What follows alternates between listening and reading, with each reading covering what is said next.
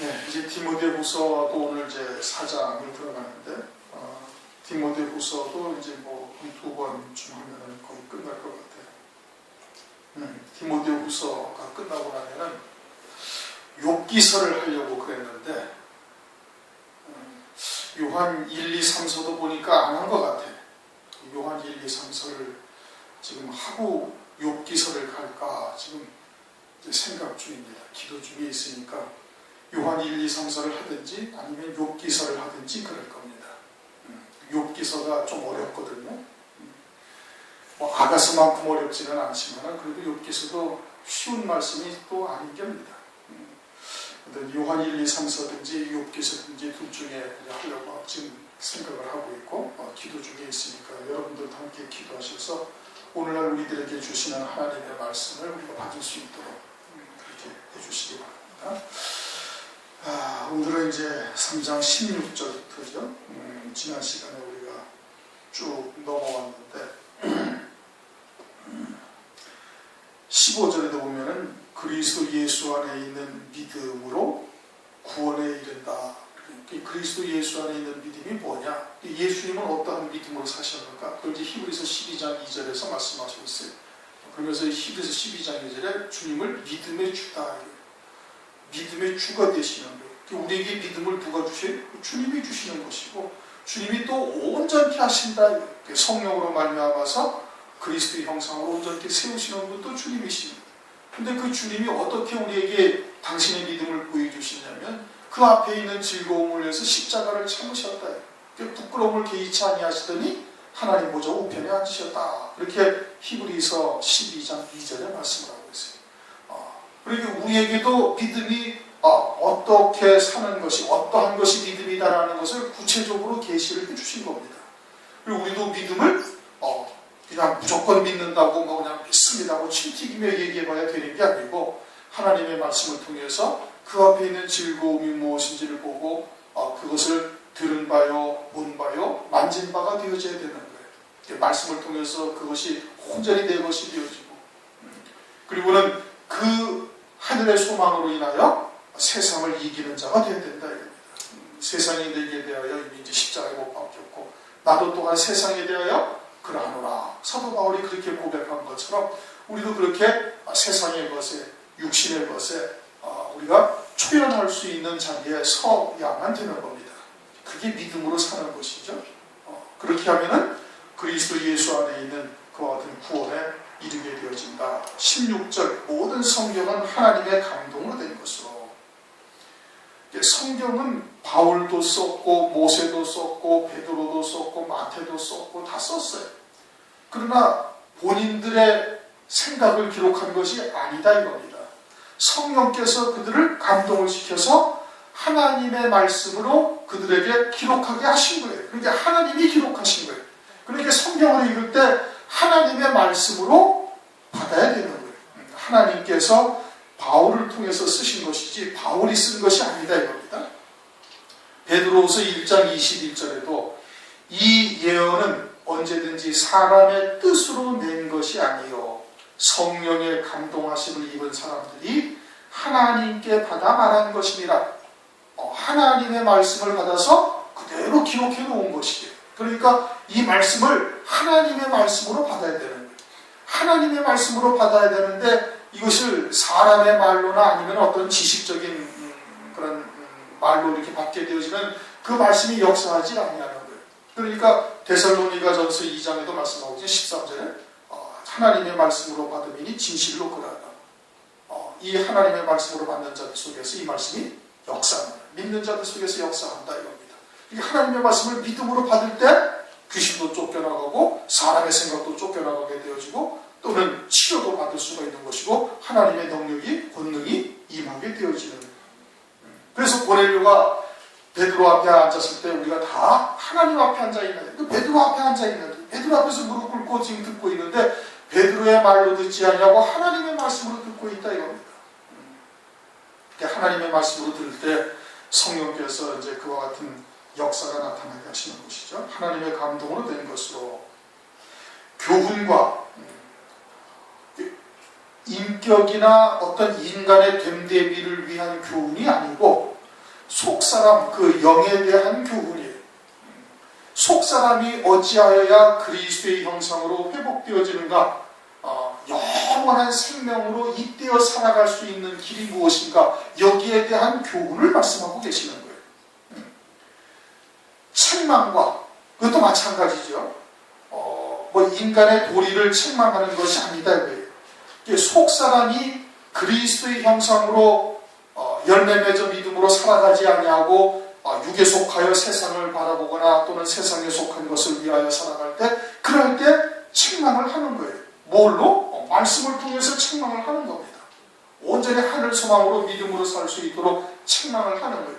우리는 육신을 입고 있기 때문에 조금만 여유롭고 조금만 편안해지면은 자꾸 육에 속한 쪽으로 치우치려고 하는 속성이 누구에게나 다 있는 겁니다.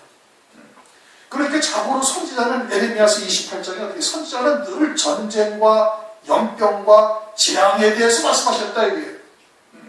평화를 말씀하지 아니하신다 이겁니다. 그런데 오늘날 교회에서 이와 같은 책망을 거의 하지 않고 있는 거예요. 하지 않고 그저 듣기 좋은 말, 가벼운 귀를 긁어주는 그와 같은 말씀, 또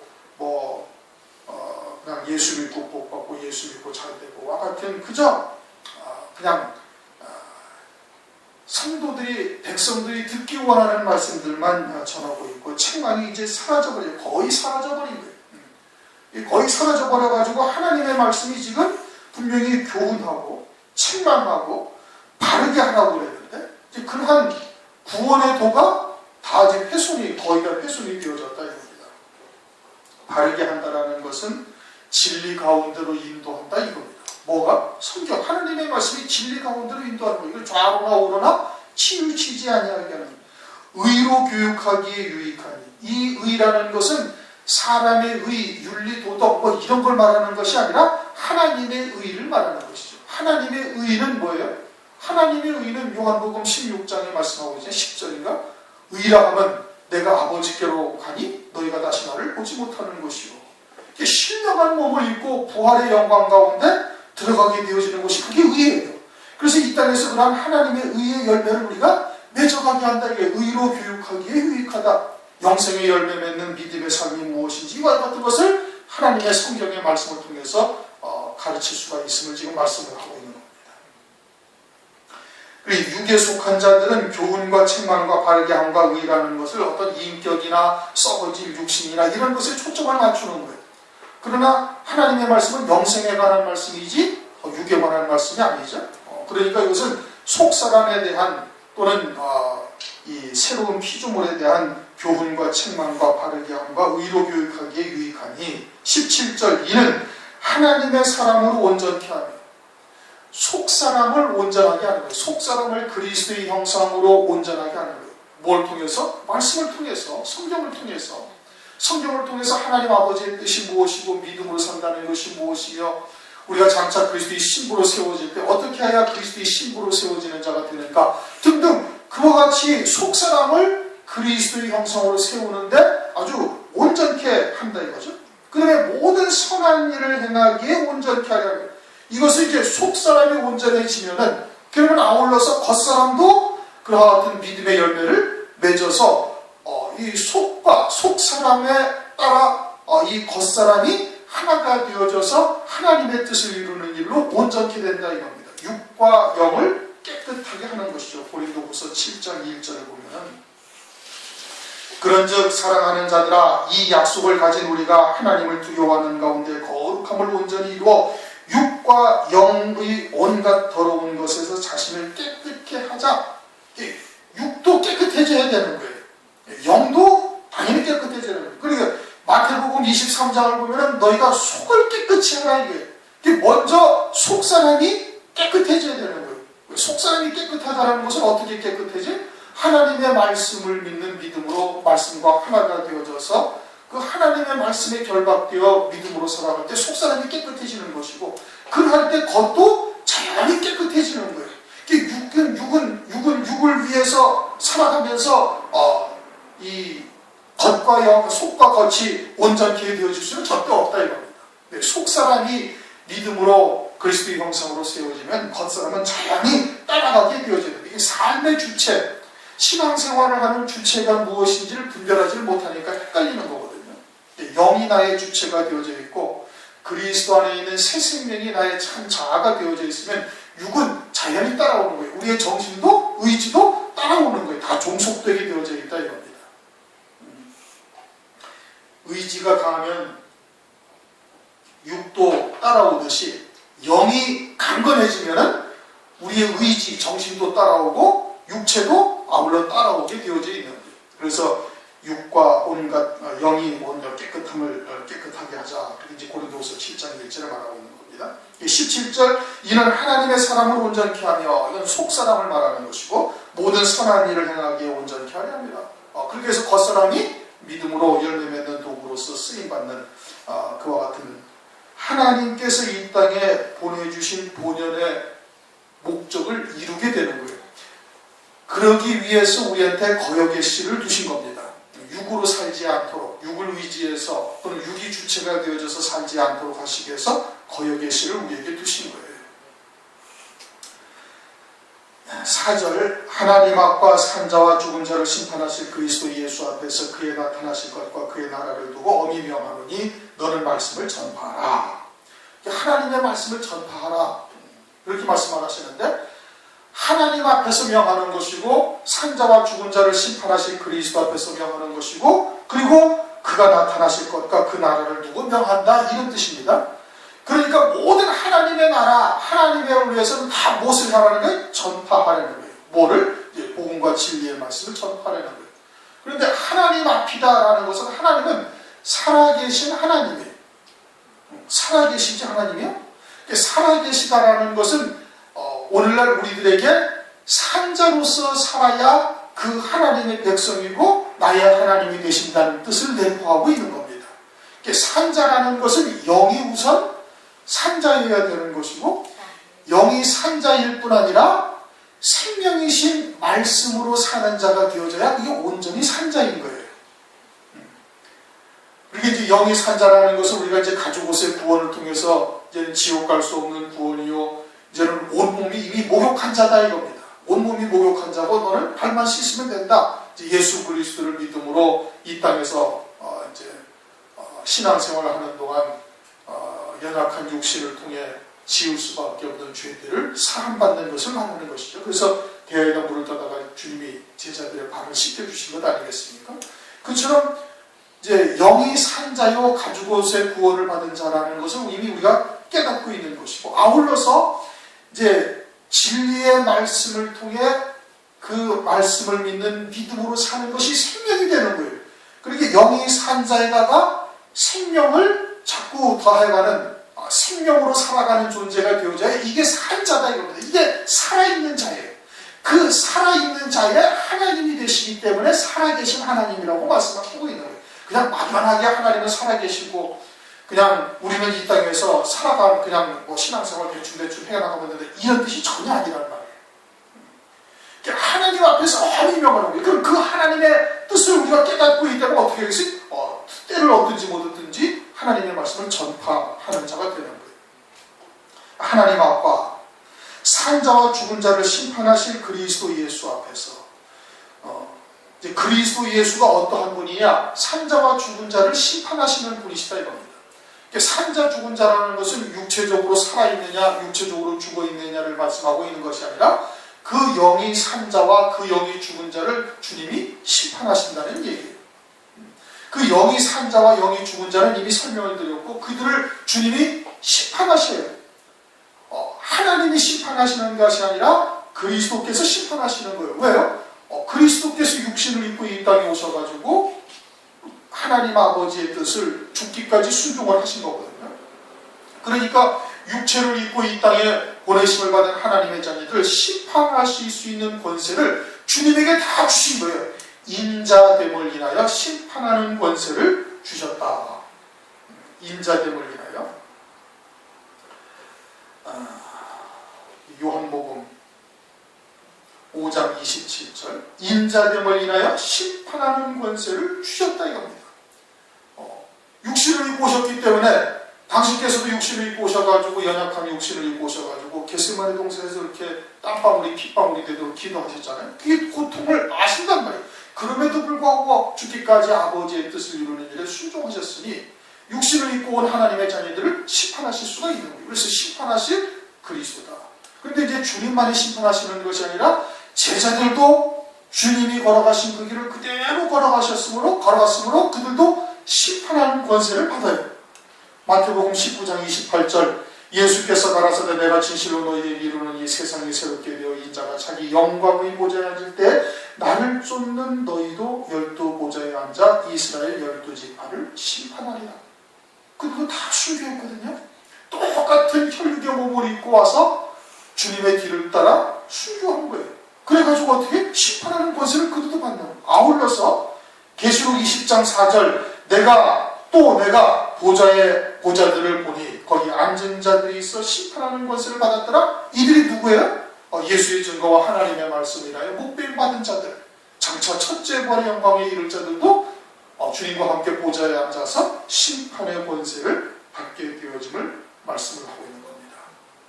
산 자와 죽은 자를 심판하실 그리스도. 히브리서 9장 27절을 보면 한 번 죽는 것은 사람에게 정하심이 있지요. 죽은 후에는 전부 다 심판을 받는다. 그렇게 말씀하고 있어요. 그런데 오늘날 그리스도인들이 하나님 앞에, 주님 앞에 가서 심판받는다라는 의미를 잘 모릅니다. 그리고 심판을 어떻게 받는지조차 모르는 거예요. 그러니까 그냥 마음대로 살아요. 그저 예수 믿고 교회 나오고 예배 드리고 그러면은 그것으로 다 됐다 이거예요. 그리고서는 그냥 대충 마음대로 살아요. 하나님이, 주님이 장차 심판하시는데 뭘로 심판해? 말씀으로 심판하시는 거예요. 말씀으로. 당신께서도 말씀으로 이룩담을 받으신 것처럼 그 말씀으로 그대로 심판하시는 거예요. 그러니까 말씀이 무엇인지를 알아야 되는데, 하나님의 뜻이 무엇인지를 알아야 되는데, 그래야 그 말씀을 가지고 심판하신다는 말씀이지. 그런데 하나님을 알아야 몰라요? 말씀을 알아야 몰라요? 모른단 말이에요. 이게 문제가 심각해지는 거예요. 이러니까 자기 마음대로 생각을 하고 자기 마음대로 하나님을 그냥 자기가 상상하는 하나님을 하나님으로 두고 있는 거예요. 그건 다른 하나님. 그래서 성경에서 다른 예수, 다른 영, 다른 복음이다라고 말씀을 하고 있는 거예요. 이게 말씀이, 하나님의 말씀이 성경에 기록된, 즉 선지자들로 또는 주의 사도들로 하나님께서 기록하신 하나님의 말씀이 그 뜻이 무엇이냐 이걸 아는 게 중요한 거다 이겁니다. 그걸 알아야 하나님의 뜻을 쫓아 믿음으로 살아갈 수가 있고 하나님의 뜻을 쫓아 열매를 맺을 수가 있는 거예요. 아니면은 그 말씀에 의해서 하나님께서 심판하시는 거예요. 주님께서 말씀으로 심판하시는 겁니다. 산자와 죽은 자를 심판하실 그리스도 앞에서 그의 나타나실 것과 그의 나타나신다는 건 뭐예요? 재림이죠. 그것이 반드시 있다는 얘기입니다. 우선 하나님이 살아계신 것이 반드시 그러하고 산자와 죽은 자를 심판하신 그리스도께서 존재하시는 것은 반드시 그분이 심판하시고 그 다음에 어떻게 한다? 재림하신다는 거예요. 이거는 히브리서에서도 말씀하시고 마태복음에서도 말씀하시고 요한계시록 많은 것도 없고 데살로니가 전서에서는 매 장마다 주님께서 재림하실 것을 계속 분명히 강조하고 있는 거예요. 근데 오늘날 이 주의 재림에 대해서 별로 심각하게 생각하지 않으니까 이게 참 문제인 겁니다. 주의 재림의 때가 다 됐는데 무화과 나무의 징조도 이루어졌고 그러니 주님의 재림은 이제 문 앞에 와 있는데 주님의 재림을 별로 걱정하지 아니하는 거예요. 그러니까 베드로후서 3장에 뭐라고 말씀하셨어요? 말세에 기롱하는 자들이 와서 주의 강림하신다는 약속이 어디 있느냐? 오늘날 딱 그렇습니다. 지난번에도 말씀드린 것처럼 우리가 그것을 믿는다면 그리고 무화과 나무의 비유가 이스라엘의 독립이라는 것은 이건 다 알아요. 거의 다 알아요. 초신자들이나 모를까 주의 종들도 다 아는 아주 공공연한 비밀이거든요. 비유가. 그러면은 주님의 재림이 임박한 것이고 그러면 기름 준비한 5처녀가 무엇이냐? 환난 가운데 우리가 환난을 다 지나간다고 마태복음 24장에 말씀하셨으니 그것이 무엇이냐? 노아의 때와 같이 노아의 식구 8명만 겨우 구원받았다고 말씀하니 겨우 구원받았다고 그러니 나머지는 다 홍수물에 멸망당한 것인데 과연 노아의 홍수가 무엇이냐 등등 의문나는 게 얼마나 많습니까? 그러면 그런 것을 가지고 하나님께 기도해봐야 될 것 아니에요? 안 한단 말이에요. 그건 뭐예요? 주의 나타나심을 믿지 않는 거예요. 기롱하는 자들이 와서 자기의 정욕을 쫓아 행하며, 육신의 정욕, 안목의 정욕, 이생의 자랑을, 다시 말하면 먹고 마시고 시집가고 장가가고 있으면서 깨닫지를 못하는 거예요. 이 심각한 문제인 겁니다. 재림이라는 것이 이게 얼마나 어마어마한 일이라는 것을 실감을 못하는 거예요. 이거를 실감을 못하는 거예요. 그러니까 오늘날 다 교회들이 평하는 거예요. 그리고는 마치 바벨론에 포로될 때처럼 에레미야가 바벨론에 포로가 될 거라고 이야기를 하니까 거짓 종들이 다 뭐라고 해요? 아니다, 이게 재앙이 너에게 임하지 않다. 환난이라는 것은 없다. 그런데 오늘날 또 그렇거든요. 환난이라는 것은 교회는 상관이 없다. 세상은 심판받고 교회는 다 뿅뿅 다 올라가고, 환난은 그것을 저 유대인들이나 받거나 세상이 받거나 그러는 것이지 교회는 상관이 없다. 그럼 왜 써놨어요, 성경에다? 뭘로 요한계시록의 말씀을 성경에다가 기록을 해 놓으셨냐고요. 성령의 감동으로 하나님께서 하나님의 말씀으로 기록해 놓으실 필요가 없죠. 환난이 우리하고 필요가 없으면 뭐 때문에 여기다 이렇게 자세하게 기록을 해놔요? 아무도 그런데 관심을 두지 않다. 그의 나타나실 것과 주의 재림은 반드시 있습니다. 온 세상 사람이 다 부정해도 주님은 그냥 오시는 거예요. 그 앞에 뭐가 있어요? 환난이 있고, 저 그리스도의 붙이려는 환난이 있고, 창세에 없던 환난이 있고, 그 다음에 그의 나라를 두고 어미 명하노니, 나라를 두고 어떤 나라? 하나님의 나라. 구체적으로는 어떤 나라? 천년왕국이에요. 이것이 이사야서 35장이나 65장이나 계속해서 말씀하고 있는 거예요. 에덴 동산을 그림자로 두신 거예요. 장차 이 땅에 그와 같은 나라가 반드시 이루어질 것을, 언제? 주님이 재림하시고 난 다음에 새하늘을 셌다. 그래서 베드로후서에서도 나는 새하늘 새 땅을 지금 바라보고 있다 이거예요. 이 천지와 만물은 하나님께서 처음에는 물로 심판하셨지만 후에는 불로 심판하신다 이거예요. 불로 다 불사르기 위해서, 영존할 것을 그대로 두시기 위해서 영존치 못할 것을 다 하나님께서 불태워 없애시리라 고 말씀하고 있지 않습니까? 히브리서에도 말씀하고 있고 베드로후서에도 말씀하고 있고 성경의 곳곳에서 다 말씀하고 있고 구약에도 말씀하고 있어요. 스가랴서도 상고했잖아요. 구약에도 다 말씀하고, 이사야서에도 말씀하고 있다는 말씀. 그런데도 그것을 안 믿는 거예요. 안 믿고 무슨 무천년주의다, 주님께서 언제 오실지 모르지만 오시면 땡 끝난다, 영원 묵음세계로 다 들어간다, 그렇게 말씀하고 있거든요. 그리고 하나님 나라에서 사자가 양과 함께 풀을 먹는, 하나님 나라에 무슨 사자가 있어요? 그래서 이 땅에 있는 거라니까요. 독사굴에 아이가 손을 넣고 장난을 치는 거, 이거 이 땅에서 있을 일이라는 말씀이에요. 마귀는 무정에 갇혀서 사람의 수완이 나무의 수완과 같고, 그와 같은 하나님의 말씀을 안 믿는 겁니다. 그런데 그 나라가 반드시 있다는 거예요. 반드시 있으니까 엄히 그 나라를 두고 명하노니 너는 어떻게 하라? 말씀을 전파하라. 오늘 오전 말씀도 그러더니 오후 말씀도 지금 그렇게 말씀이 나오고 있죠. 우리가 이제는 여러분들이 하나님의 말씀을 전파할 수 있을 만큼 말씀이 채워졌다는 뜻입니다. 그러니까 이제 어떻게? 이제 전파해야 되는 거예요. 합당한 자를 찾아서 전하셔야 되는 거예요. 때를 얻든지 못 얻든지 전파하라. 때를 얻어, 이제 이 말씀을 잘못 해석하면 이제 그냥 무대 보러 그냥 아무한테 나가서 막 전하면 된다, 이렇게 생각하는데 그런 뜻이 아니거든요. 때를 얻었다라는 것은 니네가 보는 하나님의 말씀에 대한 견해가 어떠한지 한번 얘기해라 라고 자리를 펴주는 거예요. 그 때를 얻은 거예요. 그러면 어떻게? 주저 없이 전해야 되는 거예요. 주저 없이. 필리핀에 갔을 때도요, 그들이 조금 이상하게 생각할 수 있는 그러한 하나님의 말씀을 안 전해도 됐어요. 충분히 할 수가 있어요. 마태복음 5장을 하면서 그런데 퍼뜩 든 생각이, 이 사람들하고 나하고 두 번 볼 수 있을지 없을지 모르는 거예요. 그대로 증거한다 하더라도 그러한 말씀, 주의 재림에 대해서, 마지막 때에 대해서, 또는 환난에 대해서 아무 소리 안 한다 할지라도 두 번 볼 수 있을지 없을지 모르는 거거든요. 그런데 하나님께서 자리를 펴놓으셨는데, 그런데 아니잖아요. 어떻게 되냐면 안 되죠. 두 번 볼 거 생각지 않냐고 그냥 하나님께서 성령께서 주시는 대로 환란도 이야기를 하고 첫째 부활도 얘기를 하고 또 산자가 무엇이냐, 성경에 산자라고 나오는데 산자가 무엇이냐에 대해서도 이야기를 하고 고넬료를 하나님께서 깨끗하게 하셨다. 그게 부정한 짐승인데 이게 뭐냐 이게요. 성경의 난제 중에 난제다 이거예요. 부정한 짐승을 깨끗게 한 것이 무엇이냐. 그래서 산자까지 얘기가 들어가고 하다 보니까 이제는 칼빈에서 어긋나고 어쩌고 저쩌고 듣도 보도 못한 말씀이고 어쩌고 저쩌고 이제 막 이렇게 퍼진 거예요. 혹시라도 여러분들에게 만약에 여러분들의 누가 친척이라든지 누가 아는 사람들이 그런 하나님의 말씀에서 얘기하면 두 번 볼 수 있을지 없을지 모르는 겁니다.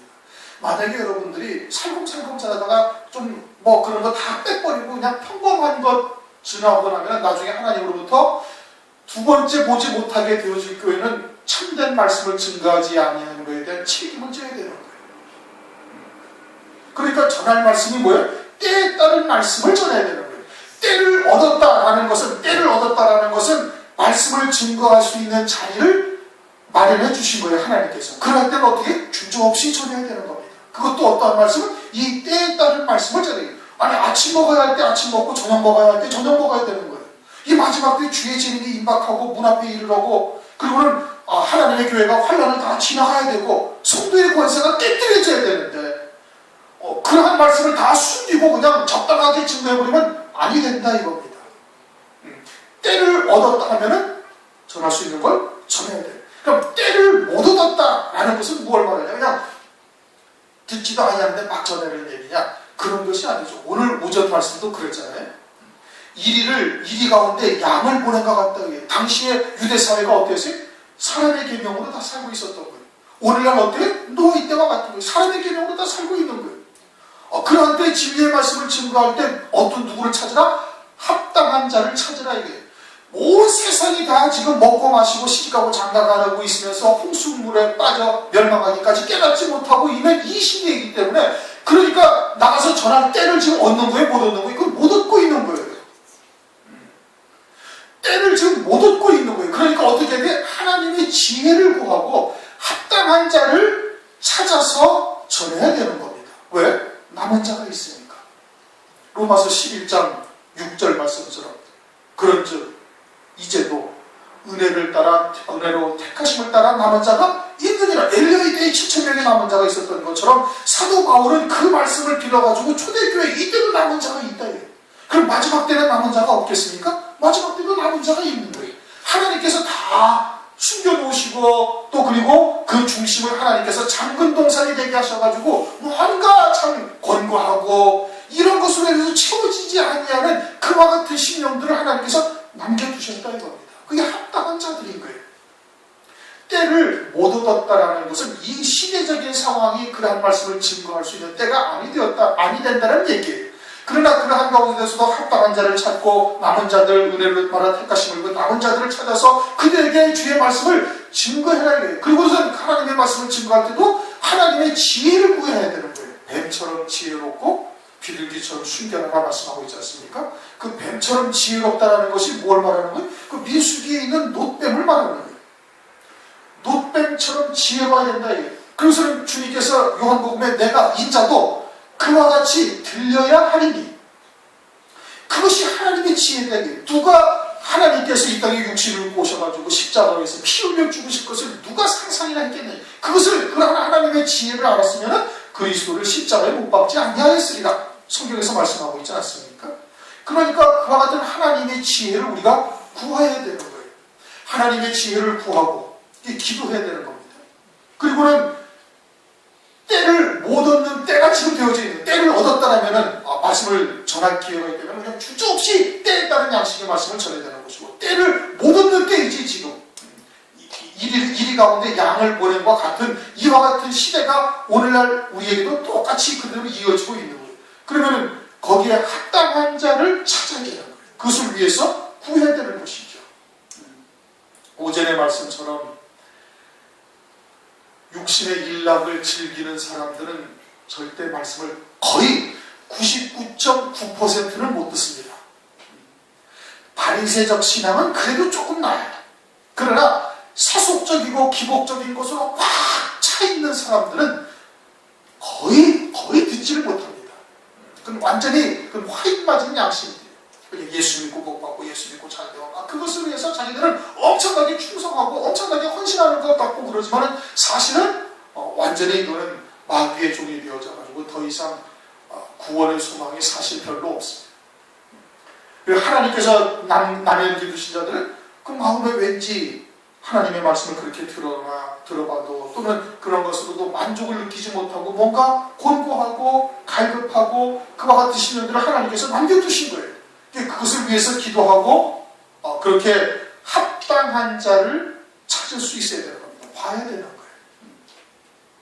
그렇게 해서 때를 얻든지 못 얻든지 항상 힘쓰라 이겁니다. 그게 가장 지금 해야 할 일들이 뭐예요? 하나님 앞과 산자와 죽은 자를 심판하는 그리스도 앞과 또는 그의 나타나심과 또는 그의 나라를 두고 우리가 뭘 해야 돼? 말씀을 증거해야 되는 거예요. 이 시대가 지나가 버리면 끝이다 이겁니다. 하늘나라에 올라가서 열매를 맺을 수가 있어요? 없어요? 맺지 못하는 거예요. 육체를 입고 있는 동안 지나가면 다 끝나는 거예요. 그러니까 때를 얻든지 못 얻든지 항상 힘쓰라. 말씀을 전파하는 일에 힘쓰라. 범사에 오래 참음과 하는 뜻은 고난과 또는 핍박과 조롱과 수치 등등이 있을 것이다 이겁니다. 그것이 없을 것이 아니라면 오래 참으라고 이야기하지 않으시오. 그것은 반드시 있다는 말씀이에요. 그건 앞에서도 말씀하고 있잖아요. 3장 12절 무릇 그리스도 예수 안에서 경건하게 살고자 하는 자는 핍박을 받으리라. 그건 당연히 있는 거예요. 그러니까 범사에 오래 참으라 합니다. 오래 참고 가르침으로 경책하며 경계하며 하나님의 말씀으로 가르치고 꾸짖고 권면하라 이 뜻입니다. 사람의 개인적인 감정을 가지고 하면은 안 된다는 얘기고 하나님의 말씀으로 가르치고 경계하고 권면하라는 거예요. 책망하고 꾸짖고 그리고 가르치고 그리고 권면하라 이런 뜻인 겁니다. 그럼 목사는 온전해서 책망하냐? 그게 아니란 말이에요. 목사도 하나님의 말씀을 던져놓고 목사도 그 말씀을 쫓아 달려가는 거예요. 진리가 무엇인지는 서로 알아야지. 참된 것이 무엇인지는 서로 알아야 되는 거예요. 그러니까 하나님의 오직한 뜻이 무엇인지는 우리가 함께 공유를 하고 그리고 여러분도 그 표대를 향해서 달려가는 것이고 저도 역시 그 표대를 향해서 함께 달려가는 거예요. 그리고서는 그와 같은 하나님의 말씀으로 경책하며 책망하고 경계하며 꾸짖고 권면하라. 권하라는 것은 권면하라는 얘기입니다. 서두에도 우리가 16절에 교훈과 책망이라는 얘기를 말씀하고 있지만 오늘날 교회에서 그런데 책망을 거의 하지 않냐는 얘기. 하나님의 말씀에 가장 중요한 부분을 빼먹고 있는 겁니다. 가장 핵심이 되는 부분을 빼먹고 있는 교훈과 책망이나 사실 크게 다르지 않아요. 바르게 하는 것도 크게 다르지 않냐는 거예요. 하나님께서 우리 인간들이 그냥 제대로 두면 잘 살아갈 것 같으면 뭘 하나님의 말씀을 주셨겠어요. 그냥 하나님의 말씀은 거의가 다 책망이요 꾸짖음이요 권면하는 말씀이거든요. 이스라엘의 역사를 봐도 그렇지 않습니까? 여수run이 살찜에 부대하고 살찜에 자기를 구원하신 자를 발로 차도다. 신명기에서 이스라엘 백성들이 장차 그렇게 하실 것을 분명히 할 것을 성경에 이미 하나님 알고 계시는 거예요. 그러니 선지자들은 자고로 전쟁과 연병과 재앙을 예언했다 이거예요. 항상 이스라엘 백성들이 곁길로 가고 우상 숭배를 하고 하나님을 떠날 때마다 나타나서 책망하고 하나님께서 꾸짖고 교훈하시고 그런 거거든요. 그럼 교회도 어떻게 해야 돼? 그게 당연한 거예요. 그런데 책망이 사라졌단 말씀이에요. 왜? 주의 종들이 다른 생각을 갖고 있기 때문에 그러는 거예요. 교회의 부흥이나 또는 또 다른 어떤 의도를 가지고 있으니까 책망을 못하는 겁니다. 책망을 하면 떠나고 교회 많잖아요. 요 골목만 해도 한 20-30개가 있으니까 여기 안에도 교회가 수도 없이 많은 거예요. 그리고 그런 데 가면 그렇게 듣기 싫은 얘기 별로 안 해. 세상에 못 박아라 어쩌고 저쩌고 그냥 연단 고난 환난 주의 진리 그런 얘기 하는 데 없을 겁니다. 안 가봐서 모르지만 거의 안 합니다. 그런 얘기 하면 성도들이 그냥 시큰둥하고 별로 반가워하지도 않고 거기다가 책망까지 해봐요. 그냥 여기 아니어도 교회는 많고 들을 귀 가려운데 긁어주는 사람 많죠. 뭐 4절 5절에 3절 4절이 그러잖아요. 때가 이르리니 사람이 바른 교훈을 받지 않으며 귀가 가려서 자기 사욕을 쫓을 스승을 많이 두고 또 그 귀를 진리에서도 이렇게 허탄한 이야기를 쫓으리라. 이게 언제 그렇다는 거예요? 마지막 때 다 이렇게 되어질 것을 말씀을 하고 있는데 오늘날 하나님의 말씀이 이렇게 변질된 겁니다. 그래가지고는 뭐 철학이나 아니면 인간의 어떤 그런 인성교육이나 또는 뭐 행복한 가정을 만든다는 거나 이런 것으로 하나님의 말씀이 다 바뀌어져 버린 거예요.